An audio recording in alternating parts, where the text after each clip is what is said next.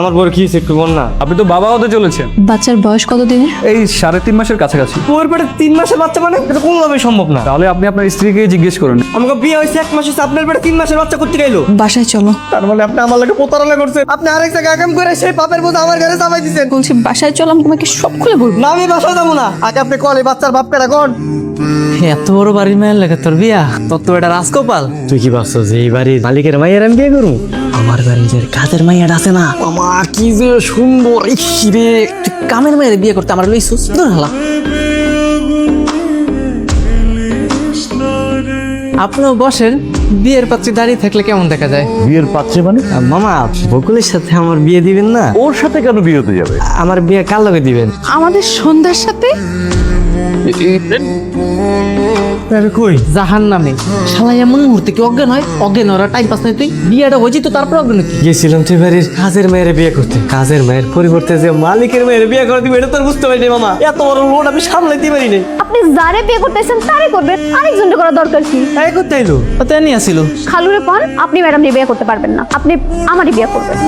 Madam বিয়ে করবো না। শোনো আগে কি হয়েছে না হয়েছে সব ভুলে যাও বুঝছো। আর আজকে দেখে তুমি আমারে আর কয়ে রাখবা। তোর কথা বাদ দি, তাড়াতাড়ি বিয়ের ব্যবস্থা করতে হবো। কখন তার মত বুঝাতে ঠিক নাই। আপনি না একটা বেইমান, আপনি আমার মনটা ভাঙ্গা দিচ্ছেন। দেখবেন আপনার কোনোদিনও শান্তি হবে না। আপনি এভাবে কাঁপছেন কেন? আমি এত সুন্দর একটা বউ পাবো আমি না জীবনে কল্পনা করিনি, মানে ভাবিও নাই। আচ্ছা, আপনি আমার ব্যাপারে সবকিছু জেনে শুনে তারপর বিয়েতে রাজি হয়েছেন তো? হ্যাঁ আমি সব জানি তো, মামা আমারে সব কইছে। এমন একটা পোলারে বিয়ে করলেন যে কিনা আমার প্রেমের প্রস্তাব দিছিল, আমার লাগে বিয়ে করতে চাইছিল।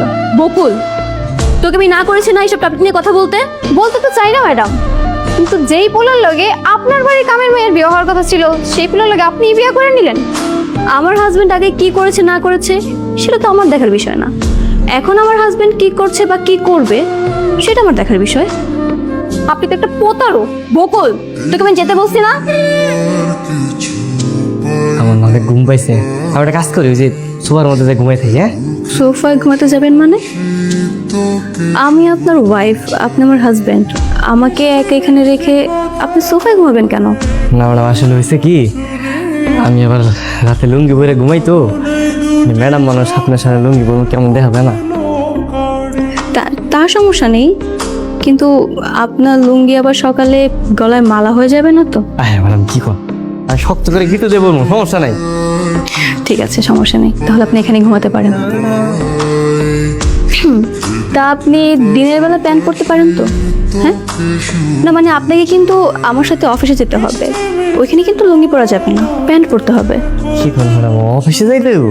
হ্যাঁ, যেহেতু আমি ছাড়া আমার কোনো ভাই বোন নেই, এখন যেহেতু আপনি আমার হাজবেন্ড, সো আপনাকে তো সব কিছু দেখাশোনা করতে হবে, তাই না? ম্যাডাম কি সব কথাবার্তা কইতেছেন, আমার তো আবার মাথা ঘুরাইতেছে। কি হয়েছে? আরে কি হয়েছে? উঠুন, চলুন তাহলে। ম্যাডাম আমার না আসলে একটু ভয় ভয় লাগতেছে বুঝছেন। আসলে আমি কাজ কাম তেমন একটা পারি না তো। আপনার অফিসে গেলে পরে যদি আমার আবার বাইট টের করে দেয়।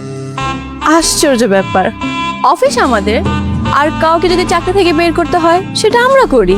হায় হায়, অফিসও আমার বউ আমার, তাহলে তো আমার কোনো চিন্তাই নাই। সেটাই, আপনার যা ইচ্ছা আপনি করতে পারবেন, নো টেনশন। আচ্ছা ঠিক আছে। ও স্যার, জি বলেন। আপনার একটা সিগনেচার লাগবে স্যার। হ্যাঁ সাইন? কিসের সাইন? হ্যাঁ ওই যে প্রজেক্টটা তো ফাইনাল হয়ে গেছে স্যার, ওখানে আপনার সিগনেচার লাগবে। মানে সাইন কি করতেই হবে? জি স্যার। তাই না? স্যার এটা কি করলেন স্যার? আপনি তো টিপসই দিয়ে স্ট্যাম্পটাই নষ্ট করে ফেললেন স্যার। নষ্ট হবে কেন? নষ্ট হওয়ার তো কিছু নাই, তাই না? স্যার এখন তো টিপসই চলে না স্যার, সিগনেচার লাগবে। আর শুনেন, আজকে থেকে পুরান নিয়ম যা আছে সব বাদ, নতুন নিয়ম চালু হবে। আর আমি যেটা বলবো সেটাই। সিগনেচার তো সবাই নকল করতে পারে, বুঝলেন নাকি? এই কারণে টিপসই দিছি যাতে কেউ নকল না করতে পারে। কিন্তু স্যার, কি হয়েছে এখানে? উনি টিপসই দিয়েছেন ম্যাডাম, আসলে তো এখানে সিগনেচার লাগবে, টিপসই তো কাজে লাগবে না। কি ব্যাপার, আপনি কি সিগনেচার দিতে পারেন না নাকি? আরে কি বলেন, সিগনেচার দিতে পারবো না করে? সিগনেচার তো দিতে পারি, কিন্তু আসলে হয়েছে কি ম্যাডাম, ওই যে সিগনেচার তো সবাই নকল করতে পারে, এই কারণে আমি বুদ্ধি করে ওই যে টিপসই দিছি যাতে কেউ নকল না করতে পারে, বুঝলেন? আপনি আপনার জায়গা থেকে একদম রাইট আছেন, কিন্তু বিষয়টা হচ্ছে কি এই পেপারটা বাইরের দেশে যাবে।